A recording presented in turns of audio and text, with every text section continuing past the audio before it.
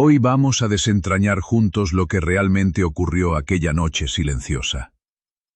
Eran exactamente las 10:47 cuando 12 cardenales de la Iglesia recibieron una notificación idéntica y urgente desde el Palacio Apostólico. La orden de su santidad era tajante.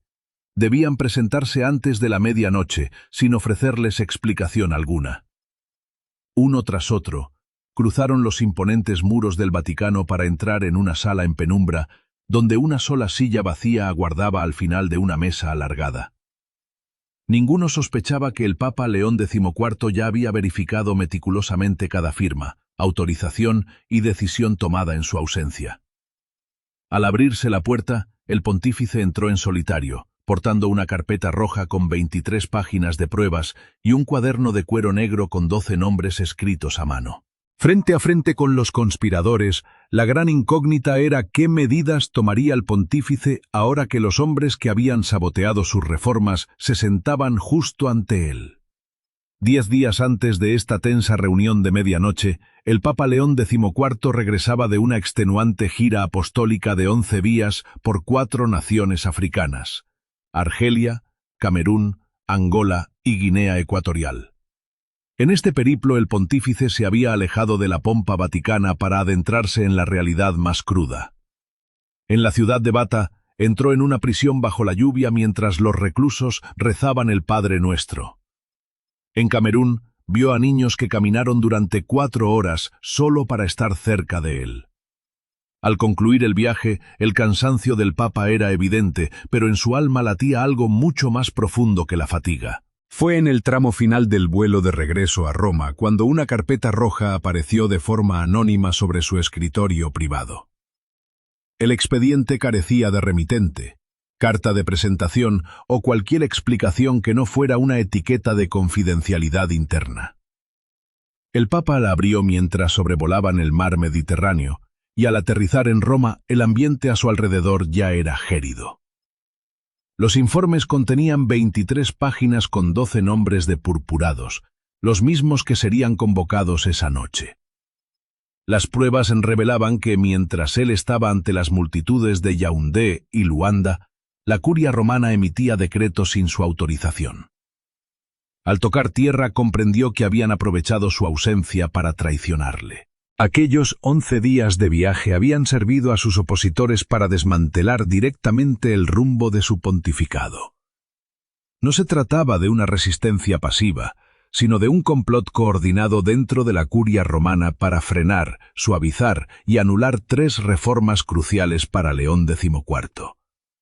Sin anuncios públicos ni desafíos abiertos a su autoridad papal, los conspiradores introdujeron firmas alternativas, cláusulas modificadas y retrasos camuflados en un denso lenguaje administrativo.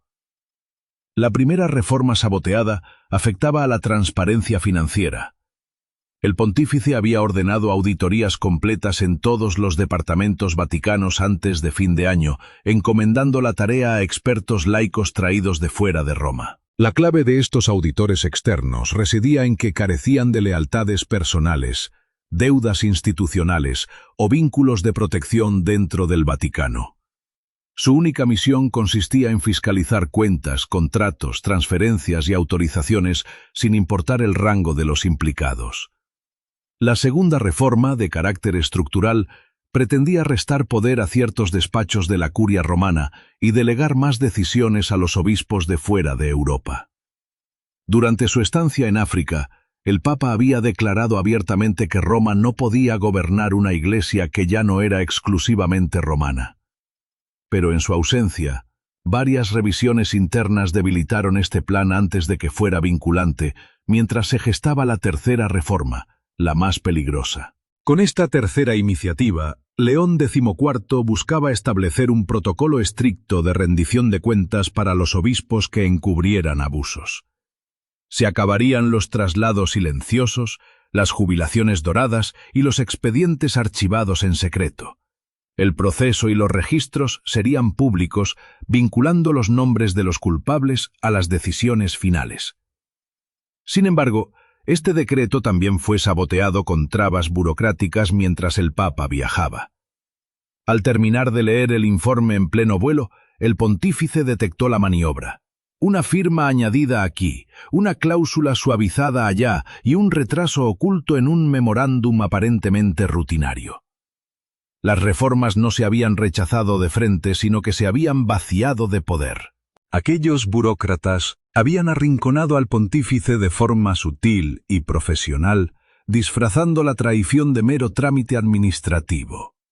No obstante, León XIV conocía a la perfección los engranajes de la curia romana, habiendo visto durante décadas cómo el sistema asimilaba la presión, agotaba a los papas apresurados y sobrevivía a los indecisos. Sabía que un enfrentamiento directo y sin pruebas irrefutables haría que la maquinaria eclesiástica se protegiera a sí misma. Lo habían acorralado, pero antes de contraatacar necesitaba averiguar quiénes eran los responsables directos y quiénes habían callado. Por ello, durante los siguientes 7 días, guardó un absoluto silencio que desconcertó por completo a sus colaboradores más cercanos. A lo largo de esa semana, el Papa cumplió su agenda oficial de manera impecable, ocultando que 12 cardenales ya estaban bajo una discreta y rigurosa investigación. Aquella calma no era síntoma de duda, sino una muestra absoluta de control. Presidió las audiencias generales y saludó a la multitud en la plaza de San Pedro con el semblante sereno de siempre. El 27 de abril recibió en el Palacio Apostólico a la arzobispa de Canterbury, Sarah Mullally. Juntos rezaron en la capilla de Urbano VI y conversaron sobre la concordia, el ecumenismo y la paz del Cristo resucitado. Ante las cámaras del mundo el pontífice se mostraba relajado, fresco y plenamente concentrado en sus labores diarias, sin rastro alguno de la tempestad interna. Ningún detalle en sus apariciones públicas delataba la tensa investigación que se desarrollaba tras las puertas cerradas del Vaticano. El Papa sonreía a los fieles y participaba en los ritos sin permitir que el disgusto alterase su rostro. Mientras el mundo creía que la Santa Sede recuperaba su ritmo habitual, en los despachos del palacio la búsqueda de la verdad ya había comenzado. El primer convocado en secreto fue el jefe de la Oficina de Estadística, en una cita que no figuraba en la agenda oficial. Aquel funcionario entró solo al estudio privado y salió sin pronunciar palabra. Poco después accedió el segundo visitante, un laico de absoluta confianza que había colaborado estrechamente con el Papa durante sus años en Perú. Este consejero ajeno a la jerarquía romana no dependía de los favores de la curia para mantener su posición. Su santidad confiaba plenamente en él, una lealtad indispensable cuando las sospechas se extendían por los pasillos vaticanos.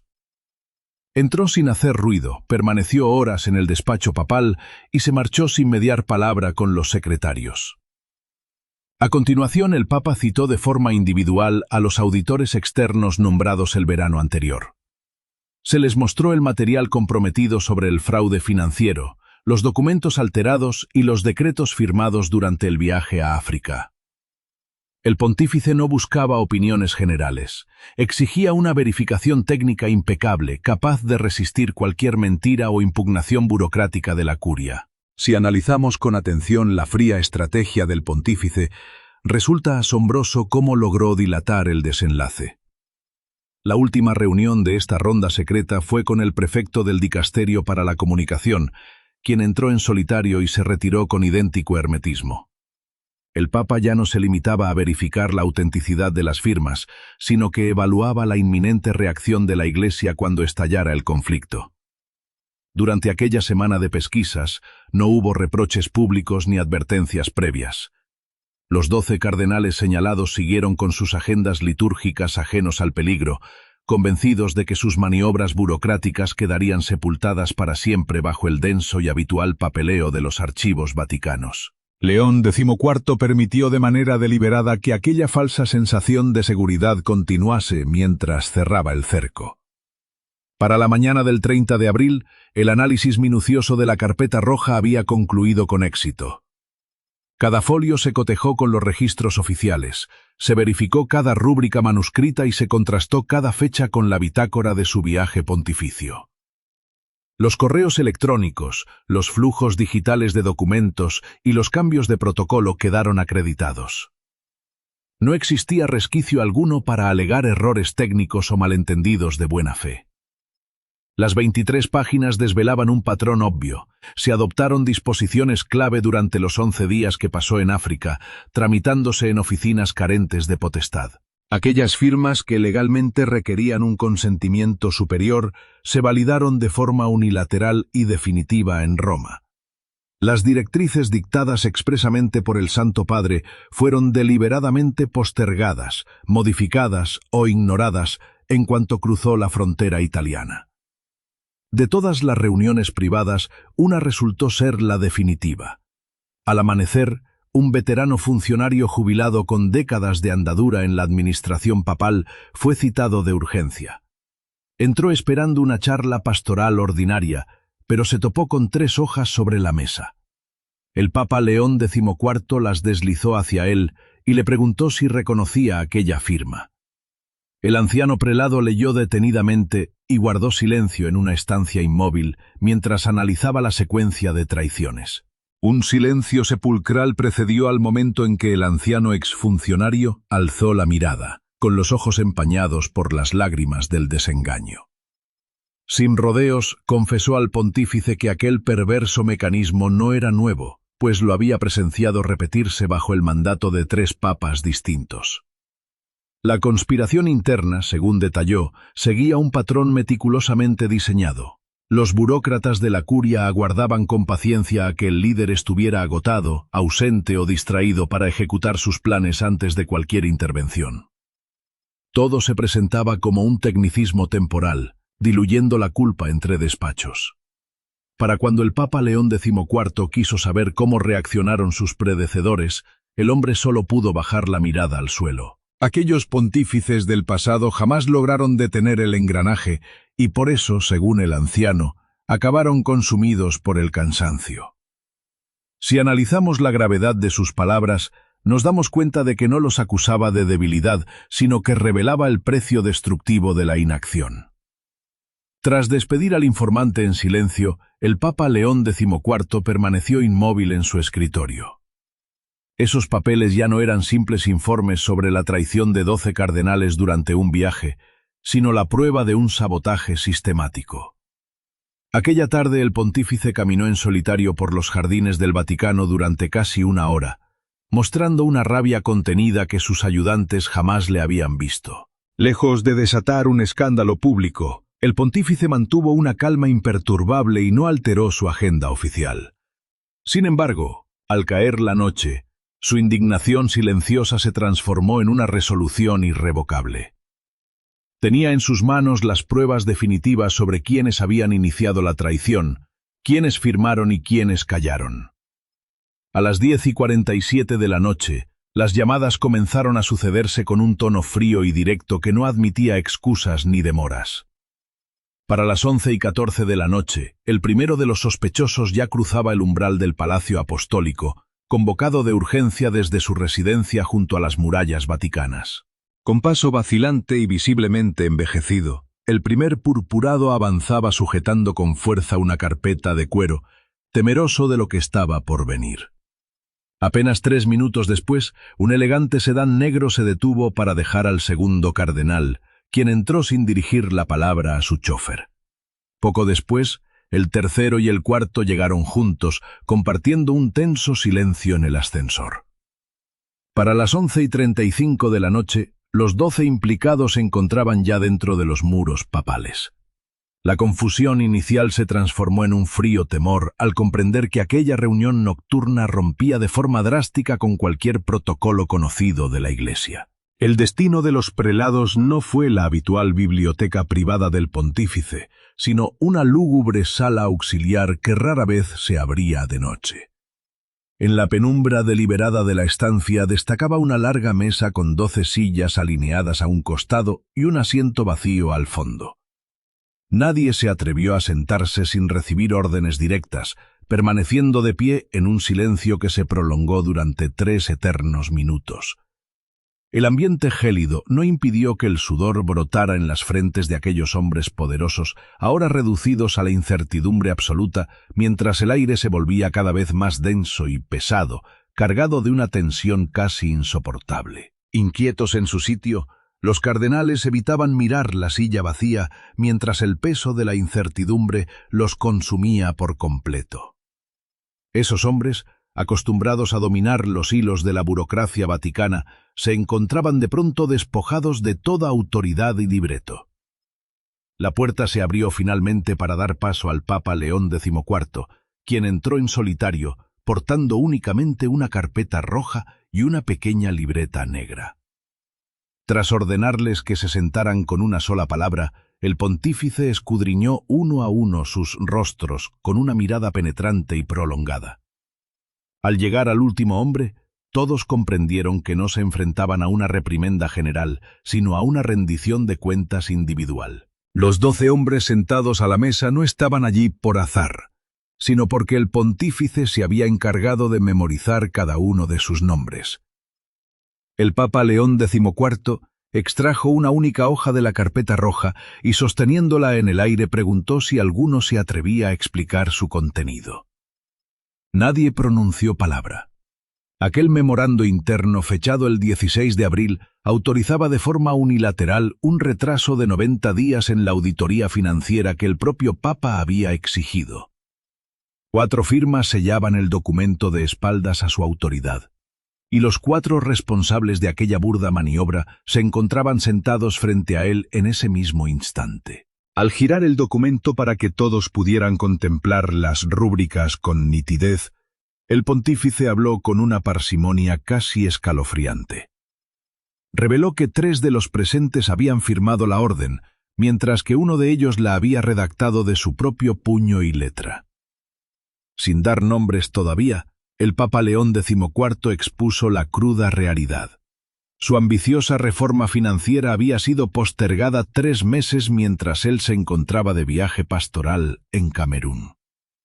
Aquella maniobra, ejecutada en su nombre pero a sus espaldas, evidenciaba un desprecio absoluto hacia su liderazgo, impidiendo que cualquiera de los allí reunidos pudiera camuflar la traición como un mero trámite administrativo. Un silencio sepulcral volvió a adueñarse de la sala antes de que el pontífice decidiera proseguir con su implacable exposición. Acompáñenme a analizar la frialdad de esta estrategia, pues el Papa no les ofreció la oportunidad de justificarse, sino que les advirtió con calma de que aquel papel era tan solo el inicio de la pesadilla. Su mano regresó a la carpeta para extraer 8 páginas adicionales de sabotajes perpetrados durante sus 11 días de ausencia en Roma. La primera hoja demostraba el método de conspiración, pero las siguientes probarían que el bloqueo de la auditoría no fue un hecho aislado. Con pulso firme, el Papa León XIV deslizó sobre la mesa la segunda y tercera página. Cada una de las actas presentadas ponía al descubierto las decisiones tomadas de forma clandestina, mientras el pontífice recorría el continente africano. Aunque de manera individual parecían trámites ordinarios, en conjunto desvelaban un plan sistemático para desmantelar la autoridad papal desde las sombras administrativas. Un folio ordenaba reformar una oficina clave sin el consentimiento obligatorio. Otro destituía al supervisor que debía coordinar la auditoría, y un tercer texto reactivaba un lucrativo contrato suspendido por el Papa 6 meses atrás. El tono técnico de los folios no ocultaba el verdadero propósito: boicotear las reformas estructurales antes de pasar a mayores hostilidades. La paralización injustificada de una investigación ordenada directamente por el pontífice era la siguiente prueba sobre la mesa. Además, los conspiradores habían emitido un permiso de viaje para un obispo a quien el Papa León XIV le había prohibido salir de su diócesis. Aquel visado ilegal, validado con firmas incompetentes según el código interno de la Iglesia, se procesó sin que nadie osara cuestionar si contaba con la aprobación del Santo Padre. El engranaje burocrático funcionó de manera tan perversa que la responsabilidad se diluyó intencionadamente entre múltiples despachos, permitiendo que cada implicado se lavara las manos alegando ignorancia. Aquel dossier evidenciaba la forma en que el boicot de la curia avanzaba sin necesidad de que nadie se declarara abiertamente en rebeldía. Conforme el pontífice desgranaba cada línea, la atmósfera se volvía asfixiante, provocando que el cardenal más anciano, cercano a los 80 años de edad, comenzara a temblar visiblemente al mostrarse el 8º documento.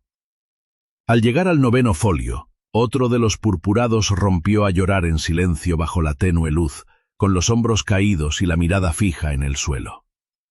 Sin inmutarse, sin levantar la voz ni golpear la mesa, el Papa León XIV continuó con su lectura implacable, ajeno al arrepentimiento tardío de sus subordinados. Sin necesidad de insultos ni amenazas veladas, el obispo de Roma dejó que la contundencia de las firmas y las fechas hablara por sí sola. Cada prueba desmantelaba cualquier coartada, arrinconando a los 12 prelados en un mutismo absoluto del que ya no podían escapar. Al depositar la última hoja, sentenció que 11 días en África habían bastado para generar 23 folios de traición sistemática. Como ustedes y yo podemos deducir de esta investigación, el volumen de papel demostraba la asombrosa velocidad de la curia para operar a espaldas de su líder. Mirándolos fijamente, les hizo saber que conocía al detalle el grado de complicidad de cada uno de ellos en este complot. Si analizamos este momento, nos daremos cuenta de que el pontífice lo sabía todo. Conocía quién había guardado silencio y quién había ordenado callar a los demás. Su voz transmitía una calma absoluta porque las pruebas eran indiscutibles. El Papa León XIV les aclaró que no los había convocado para escuchar excusas o humillarlos públicamente, sino para desvelar la verdad. No obstante, no empezó preguntando. La primera parte del choque le pertenecía a él. Antes de que nadie intentara justificarse, el pontífice se sentó, cruzó las manos sobre la mesa y habló en un italiano lento y deliberado, impidiendo que nadie fingiera haberlo entendido mal. Les advirtió con firmeza que la Iglesia jamás volvería a ser gobernada en la sombra, ni durante su mandato, ni bajo ningún pontificado futuro.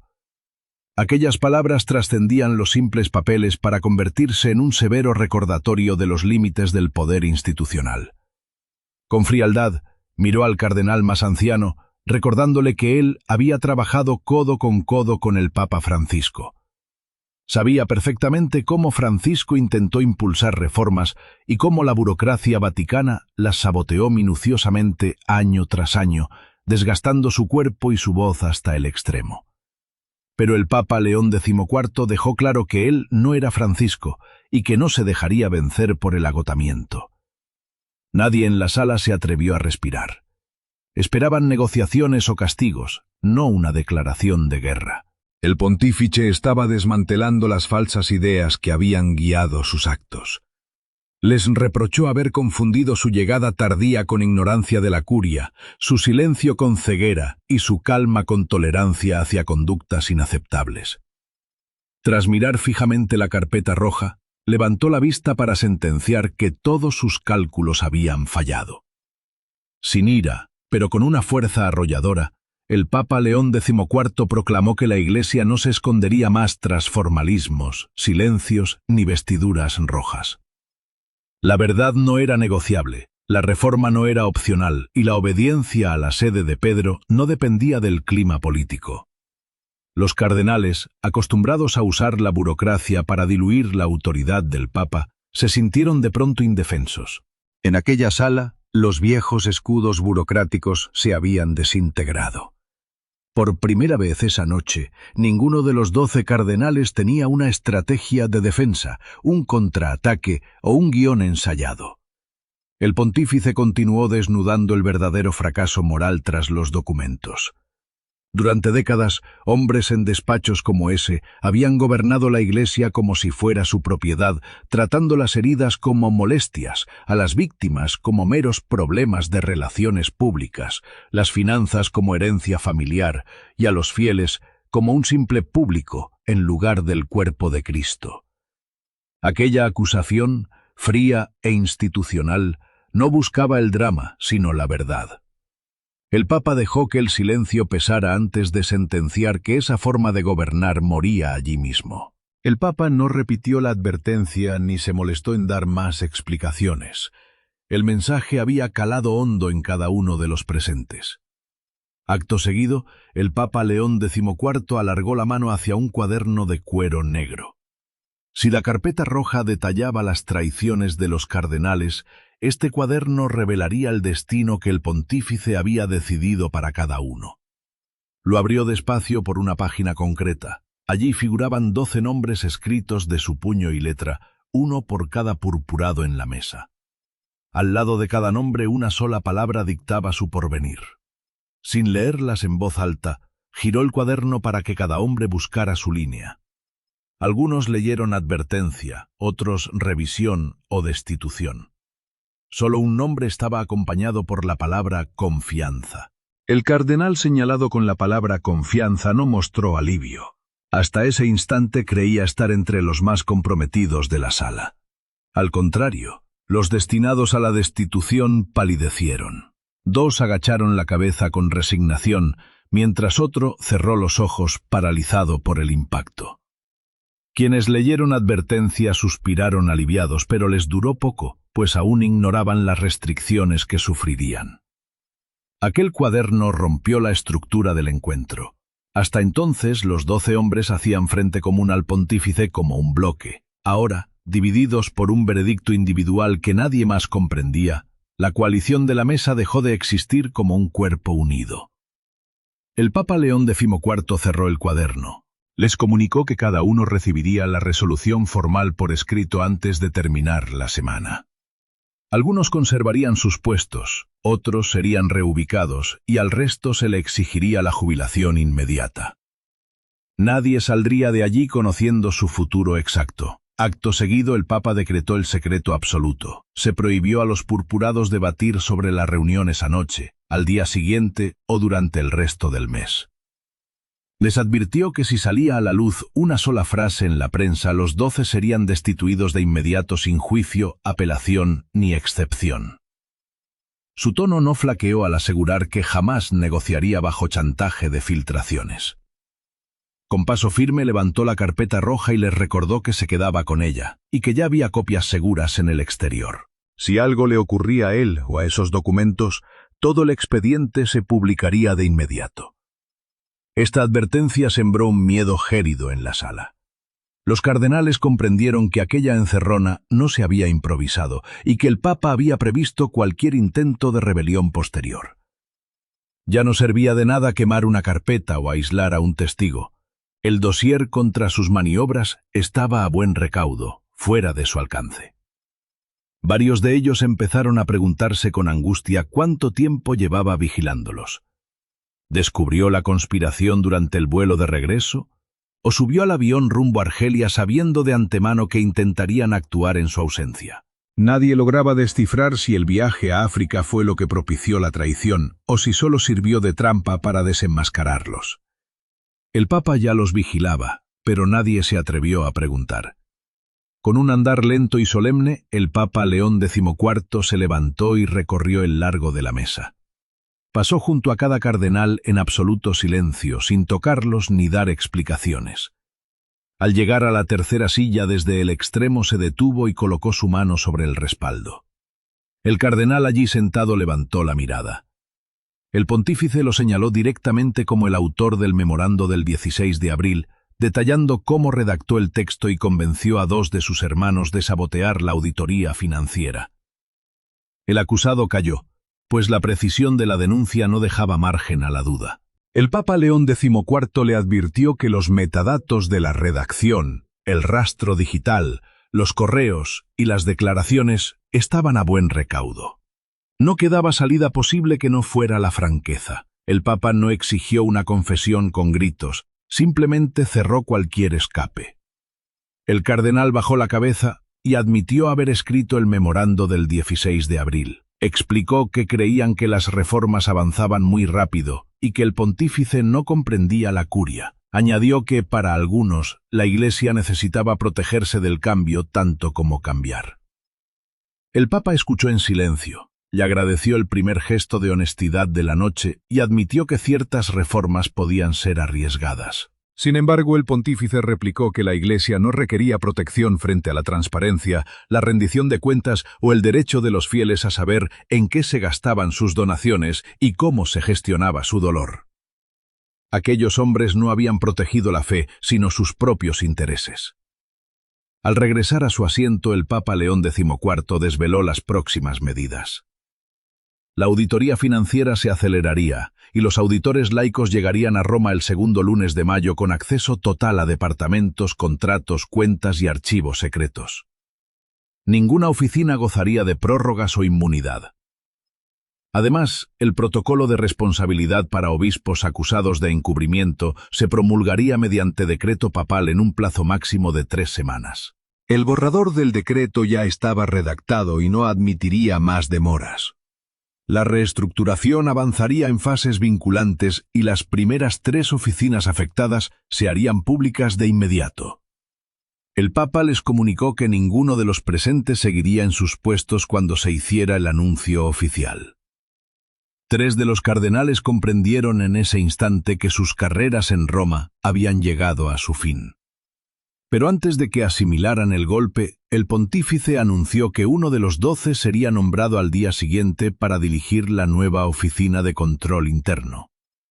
Esta jugada dinamitó la cohesión del grupo. Habían entrado como una alianza blindada, pero saldrían como 12 rivales, atormentados por la sospecha de quién era el traidor y quién el purgado. Al final de este tenso careo, nos queda claro que el Papa logró fracturar su alianza sin forzar confesiones teatrales. Insistió en que sus medidas no nacían de la venganza, sino de la urgencia de reconstruir una iglesia que no fallara a las nuevas generaciones.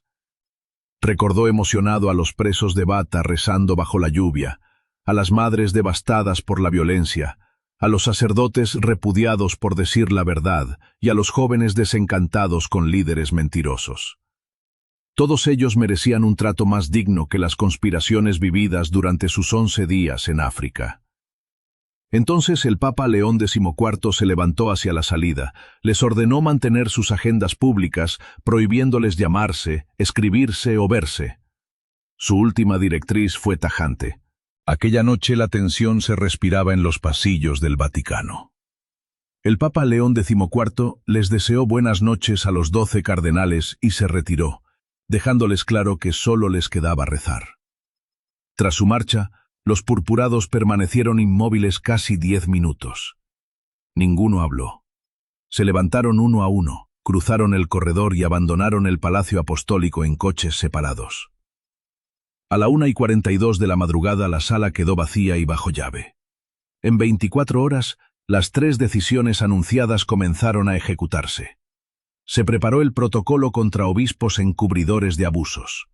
Se confirmó la llegada de auditores laicos y se anunció la oficina de cumplimiento, liderada por el cardenal marcado con la palabra confianza en el cuaderno negro. En apenas 72 horas, las consecuencias comenzaron a manifestarse.